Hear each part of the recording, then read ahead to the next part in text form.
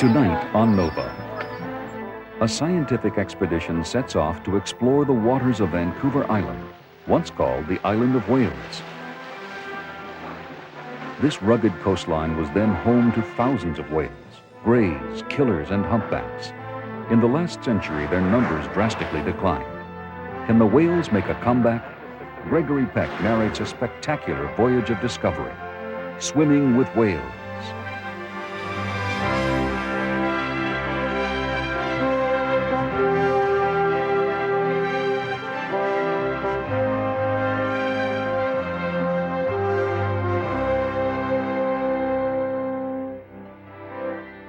Funding for NOVA is provided by the Johnson & Johnson family of companies, supplying healthcare products worldwide.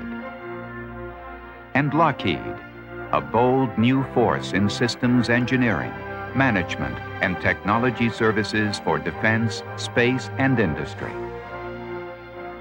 Major funding for NOVA is provided by the financial support of viewers like you.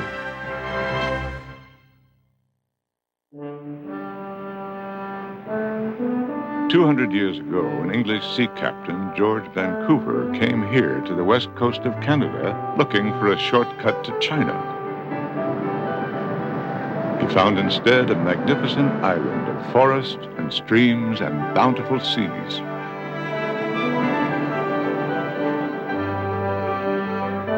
Vancouver Island, as it became known, was also an island of whales, humpbacks, gray whales, and many others. They were hunted by Indians in dugout canoes, and then by commercial whalers. By the 1960s, the whales were all but wiped out. The whalers and their harpoons are long gone, but uncertainty still clouds the future of the island whales. Will they ever fully recover from whaling? What is the condition of their habitat and food supplies? Are they facing new and even greater threats to their survival?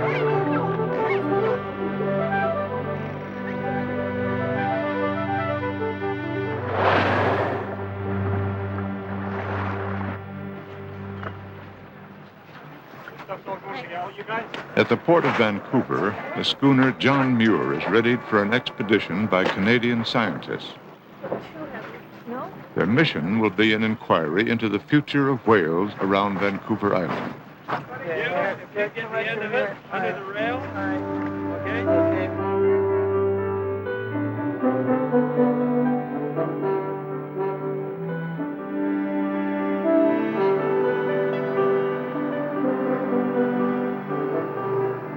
The John Muir will travel more than 600 miles around the biggest island on the west coast of North America. The ship will head northwest through Georgia Strait and the killer whale grounds of the Inside Passage. Rounding Cape Scott, she will run south through the summer range of humpbacks and gray whales and back to Vancouver.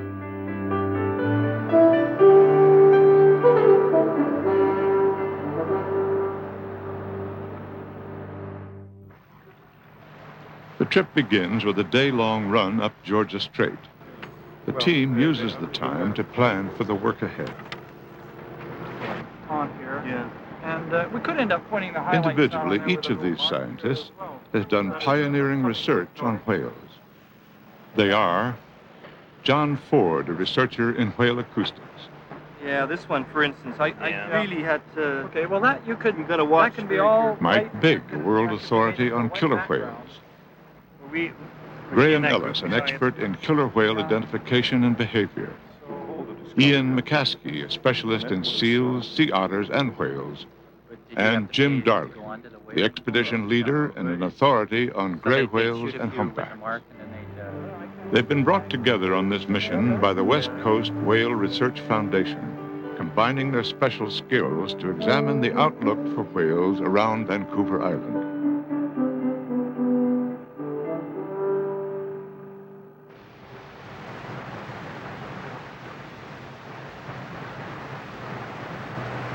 To the north of Georgia Strait lies Seymour Narrows, the tumultuous graveyard of foundered ships and luckless seamen.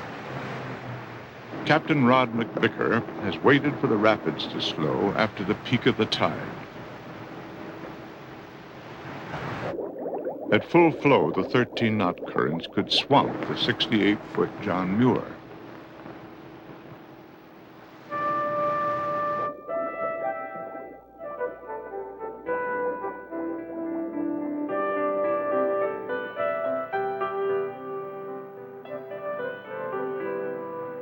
The expedition settles down for 60 slow miles through Johnston Strait, the narrow passage between Vancouver Island and the mainland.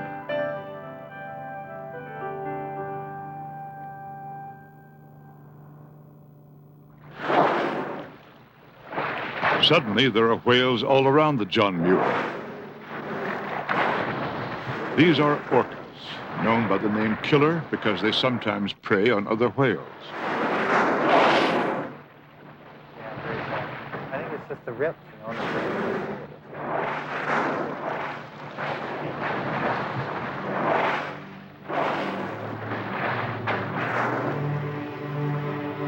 Traveling at 10 knots or more, the whales soon leave the John Muir behind. They're racing north to their summer feeding station at the top of Johnston Strait. This is the attraction.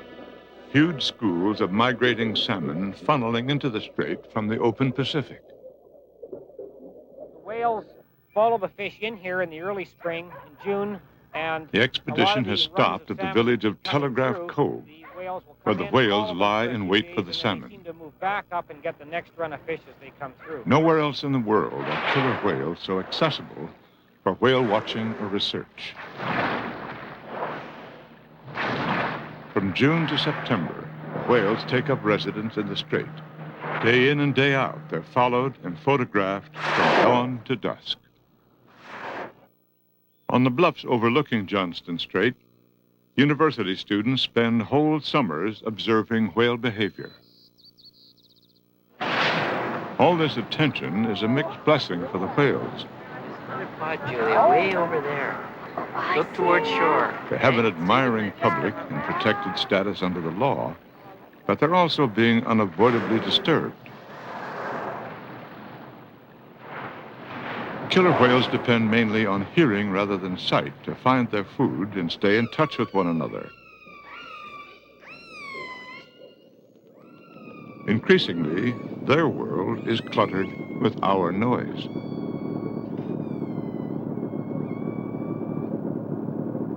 Studies have found that killer whales swim faster and spend less time resting when boats are around. Is our interest in whales becoming a problem for them? We don't know whether we're bothering them, whether whale watching or whale research is bothering them. Is that a long-term problem or not? Or is it just building up and they're just at some point going to say that's enough and then leave the area? To look back in 1973, 74, the early years, the whales were much harder to approach than they are now, so they've obviously adapted to it. Yeah, it's an interesting change in attitude. When we began in 1973, people were shooting at them. It's a fairly common thing. But we went out just a few days ago, and I felt I had to apologize to the whale watching boat that I was in photographing these whales to identify who's born and died in a particular pod, and then I wasn't harassing them. So it's gone from worry about harassing from shooting to worrying about harassing to do research. This is where the public fascination with whales began, on the Vancouver waterfront in 1964. A killer whale was harpooned and kept in a pen for 86 days. By the time he died of an infection, Moby Doll, the first captive killer whale, had attracted a huge following. Almost overnight, aquariums were clamoring to buy killer whales. More than 60 were live captured in nets. By the early 70s, there was an urgent need to know whether the captures were a threat to wild populations, but no one had the slightest idea how many killer whales there were. It was Mike Bigg who devised a method of counting the killer whales. The key was his discovery that every whale could be identified by its own distinctive markings. There were open saddle patches. That's the white patch at the base of the fin, at the back of the fin. There would be scratches. That, again, was another feature, rather like a fingerprint. Within the next 2 or 3 years, we had expanded the survey to photo identify all of the individuals on the coast. And we were able to then put them down into a catalog with their genealogical trees. And since then, we've been monitoring the population every year. Instead of the thousands of killer whales believed to inhabit the coast, Mike Bigg found only about 300. Government regulation soon brought an end to live captures. His study also revealed the existence of 2 completely separate races of killer whales, a group of resident whales that gather in certain known areas, and transients whose movements are unpredictable. Remarkably, the 2 races coexist in apparent harmony. Now, how have they come to this arrangement? First, they don't mix. We've traveled with both races many times and have never seen them mix. Sometimes they'll get within 100 yards of one another, but the 2 groups really don't integrate. Secondly, they don't eat the same foods, so they don't compete. Transients eat marine mammals, and residents eat fish. So it's as though the 2 races had agreed on some sort of treaty. I'll eat one kind of food, you eat another. This way they can stay in the same area and not compete. DNA studies indicate that residents and transients have been genetically separate for tens of thousands of years. But no one knows what caused the 2 groups to diverge or what keeps them apart. And the hydrophone. Your lunch is heavier than mine. Oh. Working out of an anchorage near the top of Johnston Strait, the research team will make a survey of resident killer whale pods. They'll note births and deaths and take new photographs for the killer whale catalog.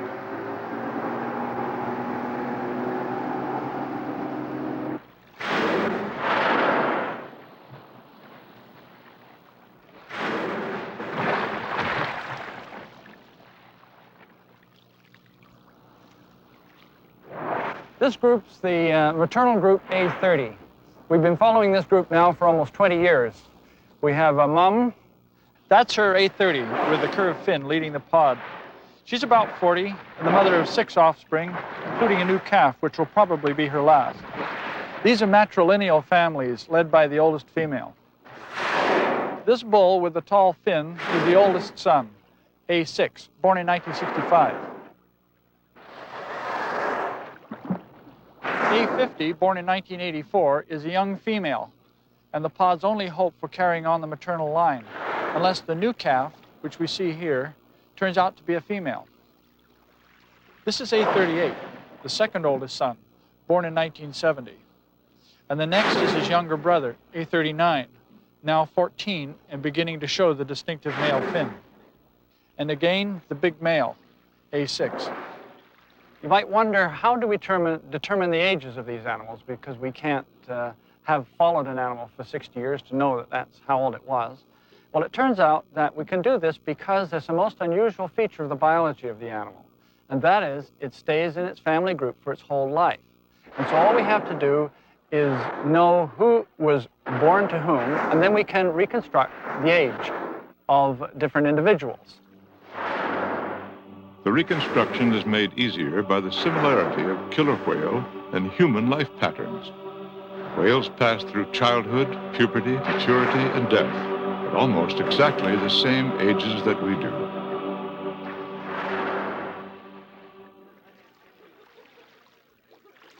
In 1968, straight out of high school, Graham Ellis became one of the first killer whale trainers in the world.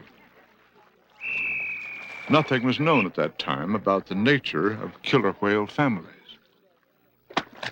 We didn't realize back in those days the devastating psychological effect we must have been having on them by splitting up these tight family units that we find these animals travel in now after our years of study, that they're together for life, basically, a mother and her offspring, and may never be more than a mile apart. And in those days, we were capturing them, shipping them off to all parts of the country with absolutely no consciousness of that. There is no agreement among scientists about the future of live captures. While captive whales have contributed greatly to public awareness, many have died.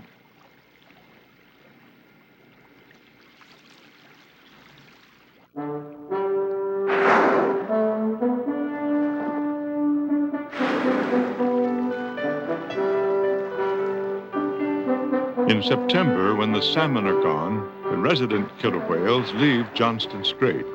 Most of them head north into the open Pacific, and there they vanish. Over the next 9 months, there will be occasional sightings, then weeks or months without a trace.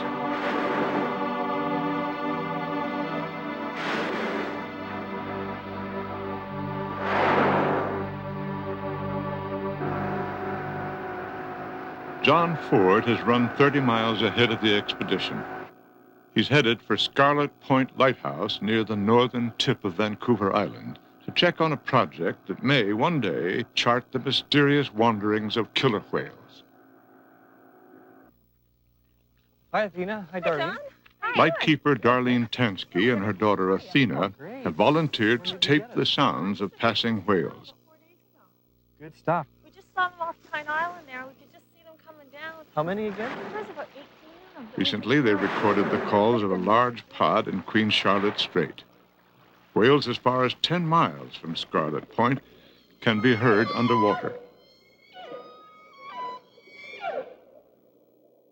Their calls are picked up by an underwater microphone called a hydrophone that John has anchored 75 feet beneath the surface in front of the lighthouse. The signal is carried by wire to the house and broadcast over a speaker. Whenever the Tanskys hear whales, they start a tape recorder. Okay. Let's see who we got here. This is always the best part. What I do is I have a little hieroglyphic system to transcribe the sound so that helps me remember what calls have been on the tape. Nearly 10 years ago, John Ford discovered that each resident killer whale pod has its own unique dialect, which is passed unchanged from generation to generation. Uh-huh. Okay, that one call helps to narrow it down to one of 3 pods. Oh, that was quick. Yeah, it's certain. That would have taken you a lot longer. Well, what happens is each pod has about a dozen different calls that they use all the time, and sometimes a few of those calls are. Oop. Okay, I know who it is now. It's A5 pod, and the reason that you can tell is this call right here. Does that make sense? That one with the up sweep on the end has got you've got that marked a few times on there. Yeah, because the animals repeat the calls over and over again. And that particular call, I have a name for it. It's called N9. They just did it again there. And it's got a little tiny accent on the end of it, a little ending, that call. Oh, okay. See, it goes down on the end? Yeah. That call is given only by A5, or at least that little ending on it that goes down. John Ford hopes to establish a network of listening posts like Scarlet Point. Given enough tape recordings from locations all over the coast, he believes he could plot the year-round movement of resident pods. But a greater mystery remains. No one has any idea what the calls of the killer whales mean. Clearly, they bear no resemblance whatever to any human language.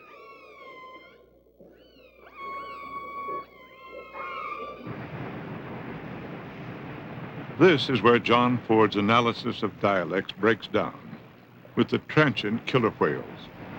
They hunt in silence, cruising the reefs and kelp beds for seals and sea lions.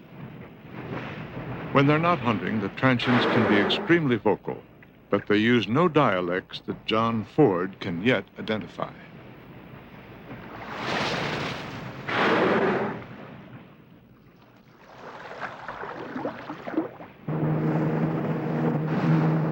No one has been closer to transients making a kill than Graham Ellis. On a whale photo survey in Georgia Strait, he saw a killer whale breach in the distance.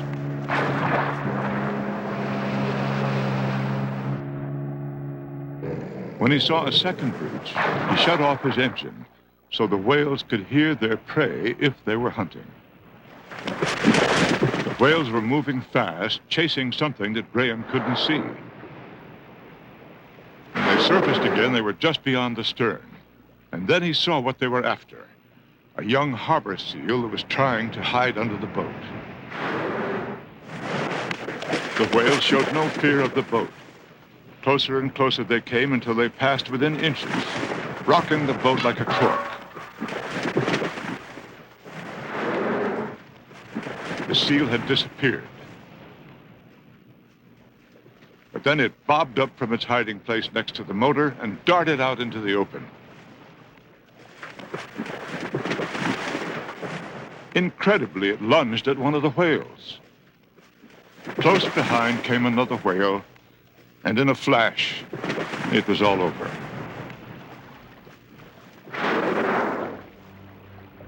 We have only fleeting glimpses into the lives of these strange and wonderful whales. No other animal speaks in dialects or remains all its life with its family. But who fathers the offspring? What binds the family together? Why do they use dialects? And where do they disappear to in the winter? There is much we have yet to discover.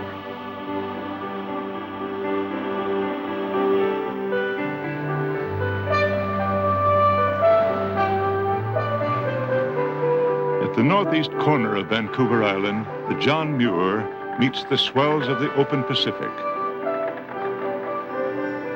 At last, after 2 weeks of headwinds, she has a sailing wind on her beam. Okay, all right. Just straight up into the wind. You gotta watch. Too fast, too fast. Okay? I'm not on it. Now you're gonna swing over this way. You're gonna come up. We're gonna fall off and attack and see how she does.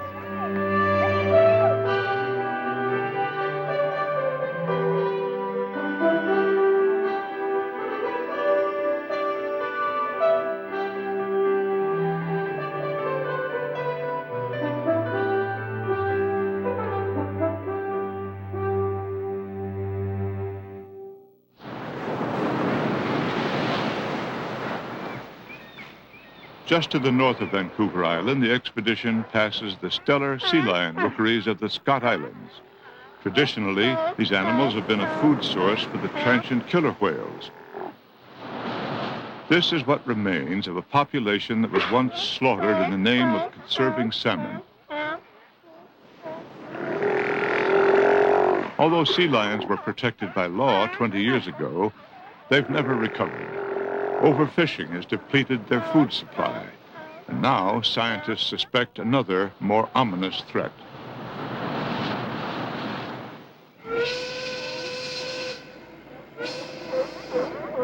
In the shadow of the pulp mill at Harmac on Georgia Strait, 2,000 sea lions gather every winter.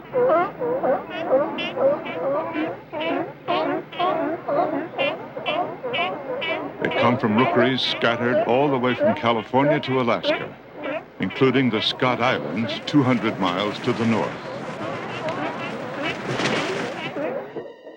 The attraction for the sea lions are herring, a huge school that congregates from December to February in the bay in front of the mill. Beneath the log booms where the herring and sea lions live for months, the water is laced with a deadly cocktail of dioxins and other pollutants from the mill. The bottom is a moonscape, almost devoid of life. The sea lions become agents of pollution. In their tissues, they will carry the poisons from the mill to some of the most remote rookeries on the North Pacific.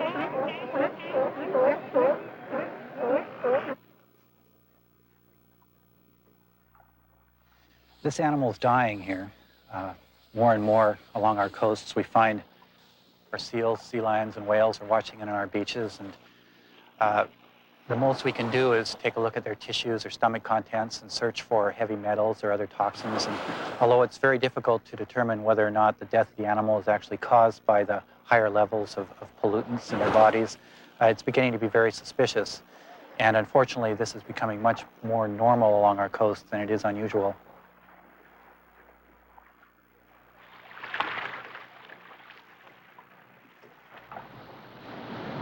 This is where the toxins accumulate, at the top of the food chain. The killer whales feed on the sea lions or on fish if they're resident whales.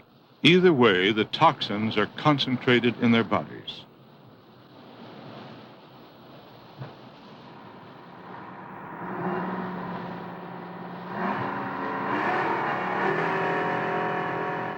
This was L-14, a young male from a resident pod that spends much of its time in Georgia Strait.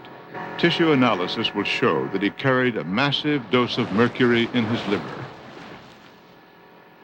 Although killer whales were too small to be of interest to commercial whalers here, they may now be in great danger from pollution.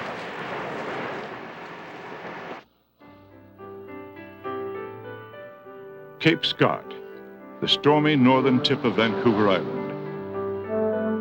On a day of relative calm, the John Muir slips past and turns south.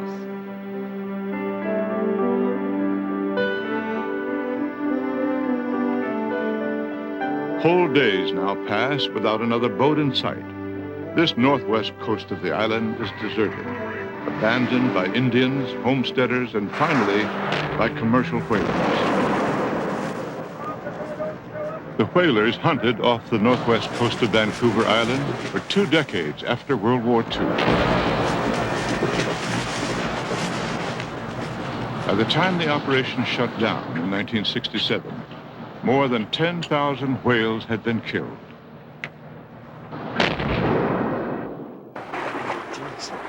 What is it? Whaling harpoon. Probably a whale brought it in and died here. Oh, yeah. How it happened, I guess. Lift it up the other way. Well, it must weigh at least 100 pounds. Yeah.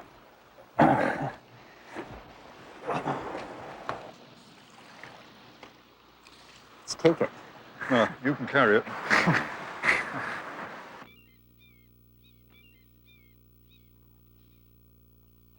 Left float.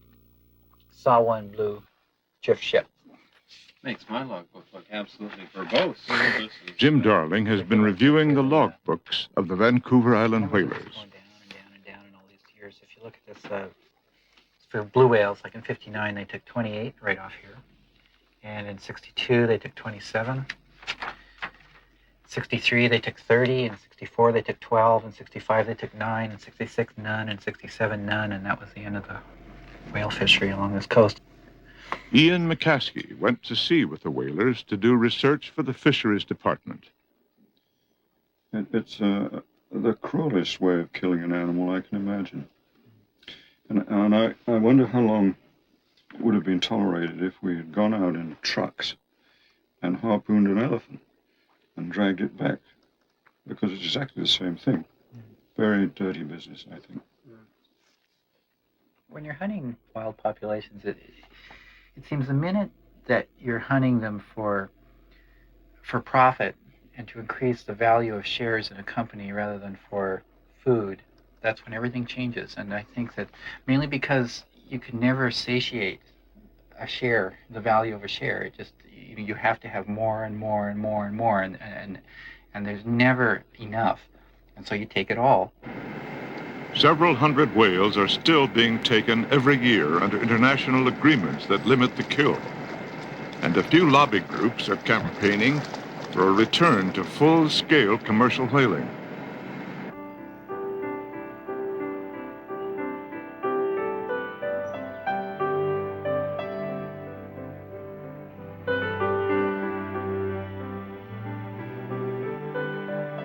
Few places on Vancouver Island have been left unscarred by the chainsaw or the bulldozer. But here in Brooks Bay, on the most remote corner of the island, there remains a last unspoiled expanse of coast.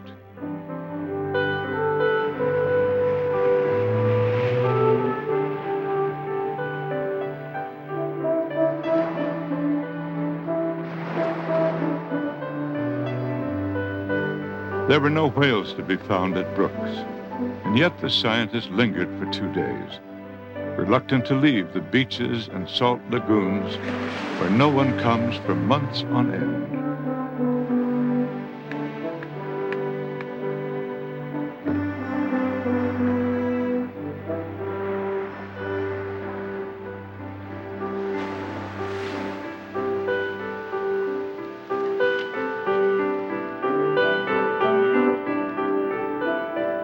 The beaches of the Brooks Peninsula are as pristine as any on Earth.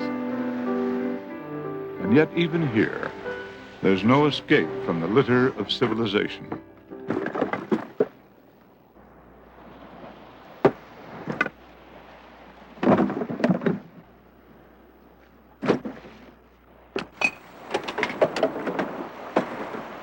We haven't even touched it. It's 10 times as much as in this bay. Of course, some's unavoidable like that. Yeah.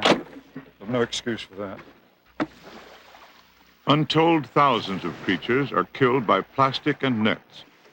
This fur seal died miserably far out on the open Pacific. I don't think people realize how far we've already gone in polluting the oceans. I think we still talk about it as something which might happen in the future, and it's already happened.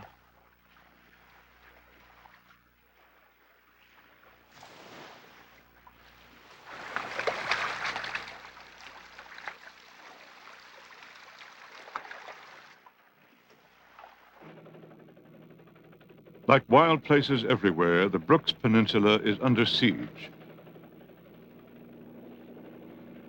On 3 sides, the blight of clear-cut logging is creeping closer. Such has been the fate of all but a few small areas of Vancouver Island. On the 4th side, just over the horizon, more than 800 tankers pass every year, loaded with the awesome potential for a major oil spill.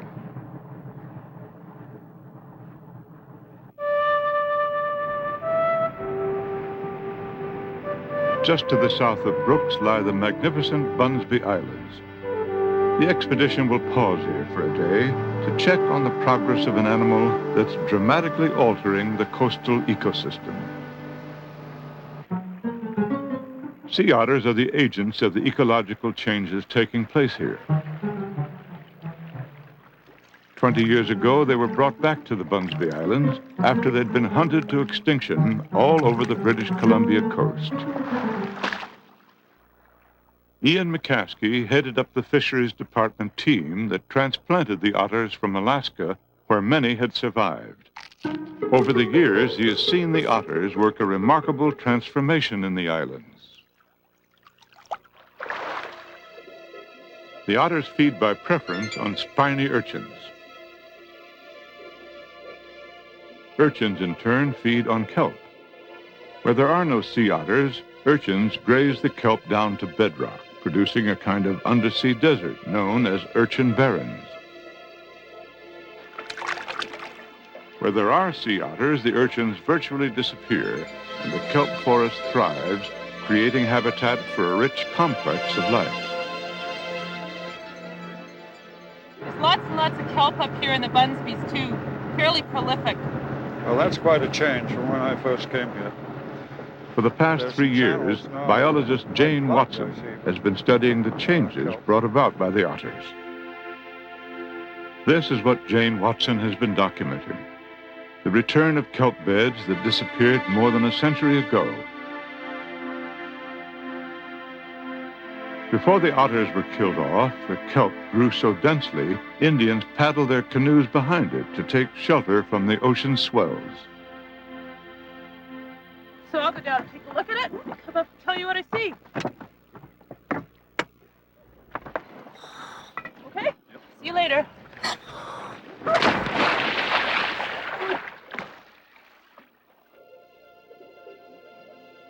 The whole water column from surface to floor is basically kelp. There's all these organisms in the water column. There's fish, tons of juvenile fish that are using the kelp forest as a nursery ground. But it is a forest. That's exactly what it is. Everything is connected here. Every plant and animal, from the tiniest fish to the mightiest whale, is linked by their common dependence on the food and shelter of the kelp forest.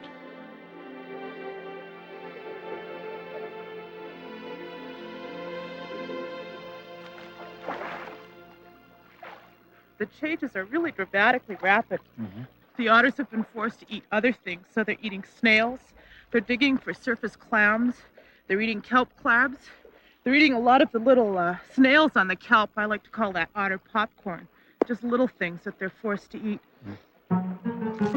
The otters have cleaned out all the easily obtained food around the Bunsbys. A growing population has forced them to spread out for nearly 100 miles along the Vancouver Island coast. Barring a disaster such as an oil spill, they've returned to the coast to stay.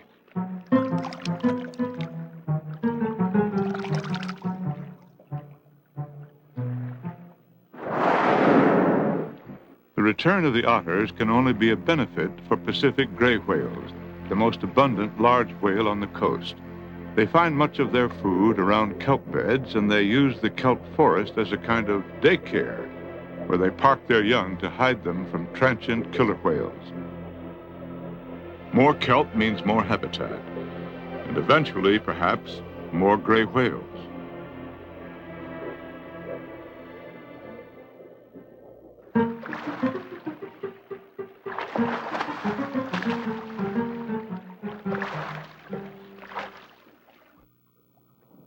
Off Estevan Point, halfway down the west coast, the expedition encounters a group of feeding gray whales. There are perhaps 10 animals here, scattered in a loose herd. Unlike killer whales, gray whales appear to have no social unit larger than a mother and her calf. These animals were once thought to be unapproachable, and so hundreds were killed for research. 20 years ago, Jim Darling discovered that he could, in fact, study them in the wild. In the years since, he has gradually opened a window into their lives.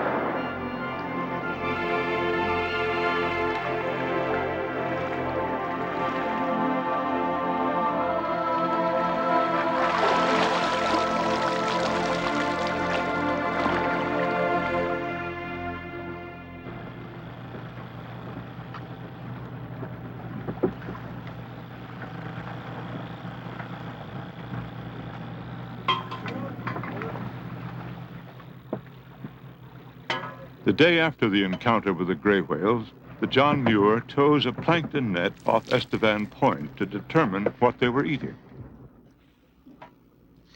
These are mysids, one of the favorite foods of gray whales. They're found in shallow inshore waters, often in association with kelp beds. They're tiny, usually less than an inch long, but they swarm in huge numbers, forming dense clouds over the bottom. We're coming to realize that to understand whales, we have to look at what they eat.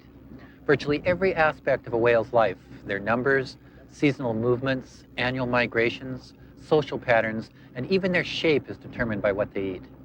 In the case of gray whales, this picture is incredibly complex because they feed on so many different things.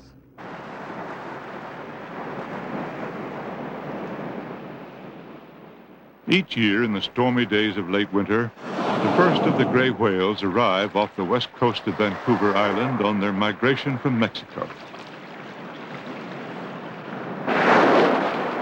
Although most of the whales are bound for Alaska and the Aleutians, something attracts them to detour into this shallow bay called Hesquiat. Their timing is impeccable. They arrive just after herring are moved into the bay to spawn. A blizzard of eggs swirls through the eelgrass. For 2 or 3 weeks, the whales will interrupt their migration to gorge on the roe. No one knows what guides the whales to the exact time and place where the herring are spawning.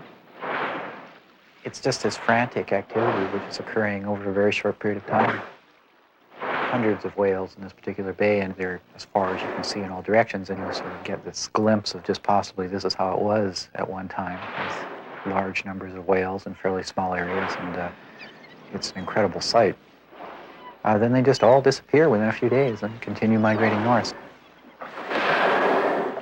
Jim Darling wonders whether the annual gray whale migration developed in part out of their feeding on herring roe.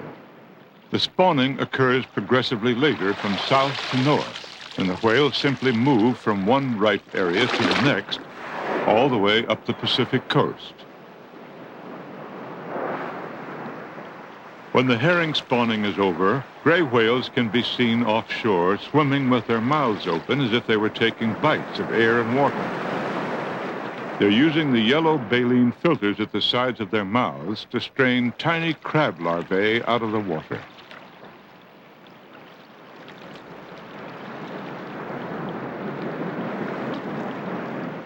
We often find gray whales feeding on things that are so small that they hardly seem worthwhile. These Dungeness crab larvae, for instance, are about half the size of your smallest fingernail, but at times are enormously abundant. In the springtime, we'll find them in dense patches on the ocean surface. In late May or June, these larvae molt and turn into baby crabs like this, which then sink to the ocean floor where they spend the rest of their lives. We're not sure if gray whales follow them down to feed on them, but we do know that gray whales have developed special techniques to feed on organisms which live in the sea floor. The gray whale's head is shaped somewhat like a huge beak. Perhaps it has evolved as part of a bottom-feeding strategy that's unique to gray whales. The whale dives to the sea floor and, rolling on its side, plunges its head into the sediments. With the side of its jaws flush to the bottom, it sucks in a mouthful of mud that contains food. Suction is created by the undulating movements of the throat. Then the whale turns upright and, chewing to loosen the mixture, forces mud and water through its baleen filters, which strain out the food.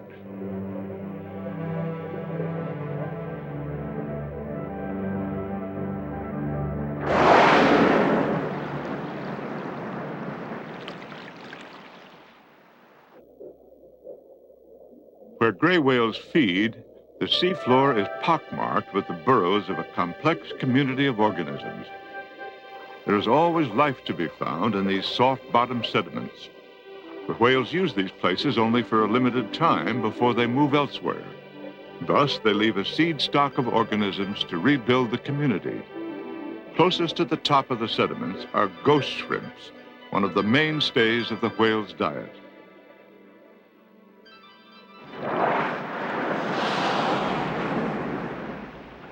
Jim Darling has been able to photo-identify many individual gray whales by the patterns of skin pigmentation on their sides. These markings are permanent and distinctively different on every whale. This tool has allowed us to make accurate population counts. We can now follow individuals to determine where they feed and who they socialize with. It's also allowed us to dispel some of the mistaken assumptions about gray whales. For instance, it was long assumed that there were no summer residents south of the Bering Sea. We've learned that there are populations of gray whales which come back year after year to summer ranges all along this coast. The Pacific gray whale has recovered from commercial whaling perhaps better than any other species of whale. Food may be the reason. Gray whales don't compete with humans for the things they eat. Many other whales feed on fish that we have seriously depleted.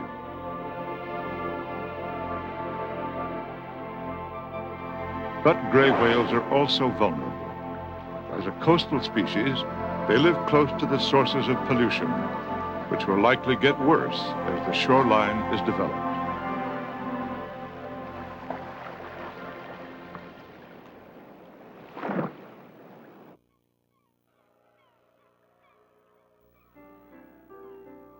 Tofino, the home port of the John Muir. After a 2-day layup to take on supplies, the expedition is going far offshore. The team will be looking for the great oceanic whales that once migrated in the thousands past Vancouver Island. Graham, there's a tripod at your feet. That's no good there. We'll put it up right against the stanchions.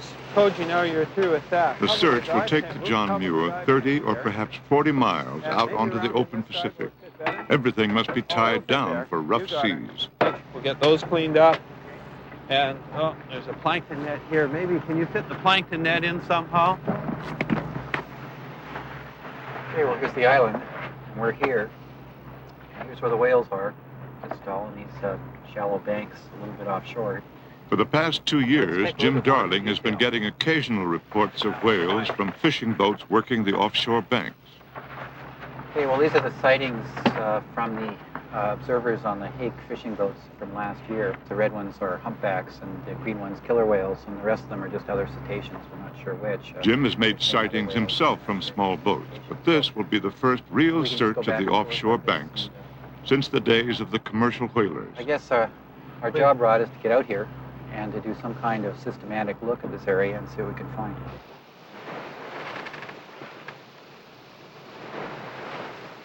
The object of the search will be right whales, finbacks, blue whales, and humpbacks. Only the humpbacks have been seen in recent times. It looks like we're finally coming up on the bank here. It looks like starting to shallow out. 20 miles offshore, the bottom climbs steeply to La Perouse Bank. Okay. Well, let's start this transect then, and we'll just sort of go back and forth through the whole Propose to start at 4840. Captain Rod McVicker has laid out a search pattern that will systematically cover the ground. I figure it'd be about an hour across each line, and it's 2 nautical miles down. As the water shallows, the ground swell becomes steeper and the John Muir begins to pitch and roll.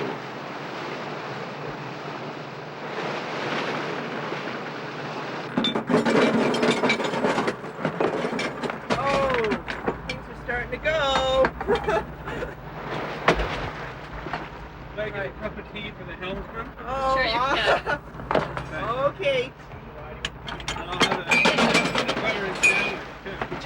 Just hold on a minute. Just wait.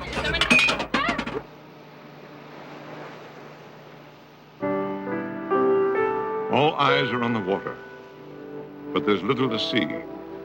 Through the morning and into the afternoon, the ship is hemmed in by fog. As the hours drag by, doubts creep in. Maybe there are no whales here to find.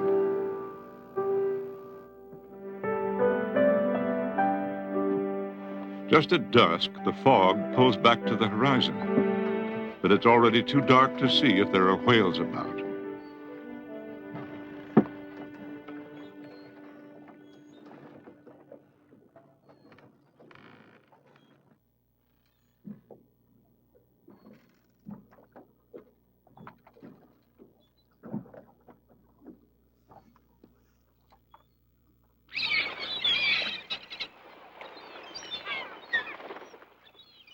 Morning, the fog is back. It tumbles into the inlets on Vancouver Island and smothers the offshore waters in a clammy blanket that envelops the John Muir 30 miles offshore.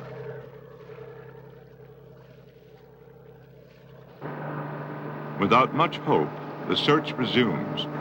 Visibility is even worse than the day before.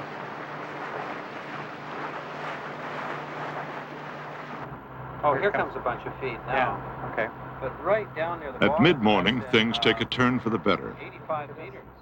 Feed appears on the depth sounder, possibly herring. This is what the whales will be looking for. Well, now we're getting a whole mess of it here. When do we getting get down a there? whole bunch of feed. By noon, the fog is lifting. Suddenly, a whale surfaces dead ahead. I think there's just one, although there he is again. What at first appears to be one whale turns out to be two, a humpback mother and her calf. I don't know if that is true. It's awfully rapid. A third whale blows and swims slowly on the surface. But almost immediately, it dives and is not seen again. There he is. Oh, nice one.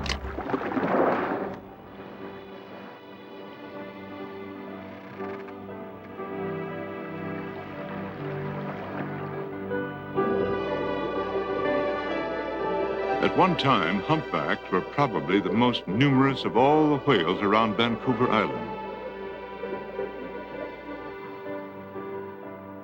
For more than a century, they were hunted relentlessly, and by the time the slaughter ended, only a remnant population was left on these offshore banks.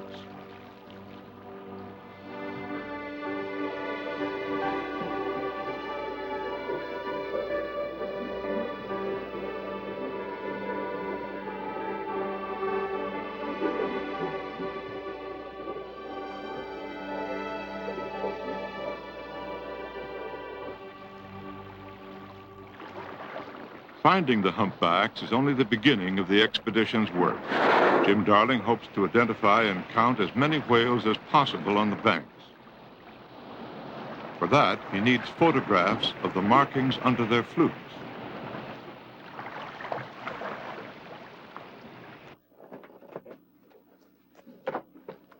In the mid-1970s, Jim Darling began photographing humpbacks in the summertime off Vancouver Island and around Hawaii in the winter. After comparing hundreds of photographs, he discovered a connection between the two groups of whales. What we have here is a match between the only whale which has been seen both in British Columbia and Hawaii. And we first saw it in Hawaii in the winter of 1980, then off Vancouver Island in the summer of 1980, back in Hawaii in the winter of 81, and now 9 years later we've identified it almost in the same location off the coast of Vancouver Island. In the North Pacific now we've probably identified over 2,000 individuals, and we're still at work identifying more. And those have led to population estimates of, say, something less than 5,000 in the entire North Pacific.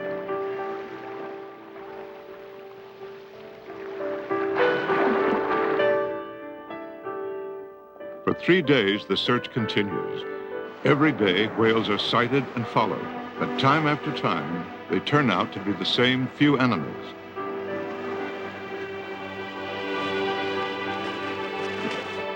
Altogether, only 11 humpbacks are found, the descendants of hundreds that once summered in these waters. And there is no sign whatever of the other great whales that were once so abundant here.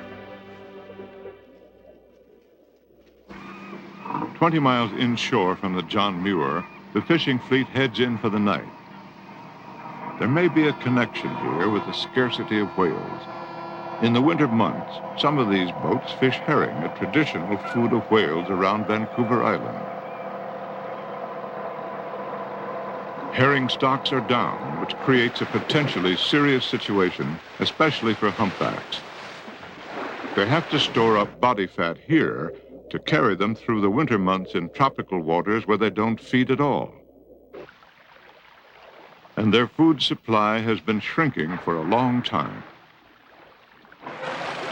50 years ago, the waters off Vancouver Island were alive with pilchards. Huge catches were made, but no one gave much thought to conservation. In the 1940s, the pilchards vanished and the fish plant shut down. It was said to be a natural cycle, and the pilchards were expected to return, but they never have. We're beginning to wonder if whales are going the way of the pilchard. Oh, it's true that gray whales and a few other species have or seem to be making a comeback. But where are the right whales, the blues, the finbacks, and all the other whales that were present in such great numbers around Vancouver Island?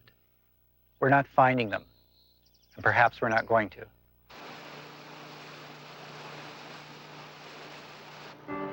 The John Muir is homeward bound. The expedition has found only 3 species of whales around an island where many species once thrived. Is it too late for whales to make a comeback? That depends more on us than it does on the whales. It depends how we look after their island environment. It depends on leaving them an adequate food supply in these waters. And most of all, it depends on whether we really care about whales as much as we say we do.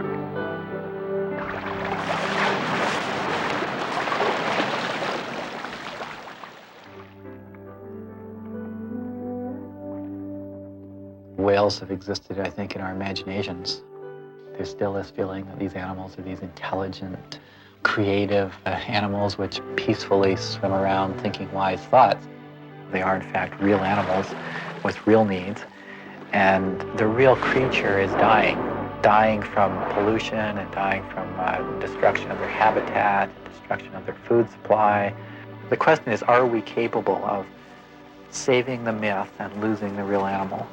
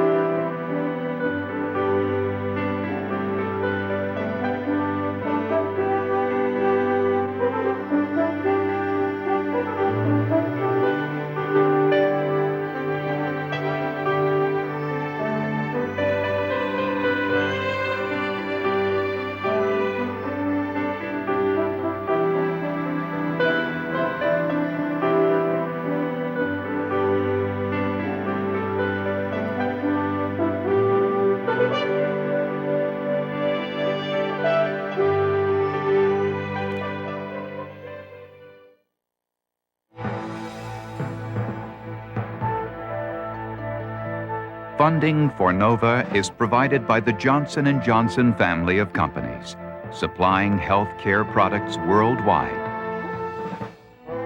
And Lockheed, a bold new force in systems engineering, management, and technology services for defense, space, and industry. Major funding for NOVA is provided by the financial support of viewers like you. For a transcript of this program, send $5 to this address or call 212-227-READ.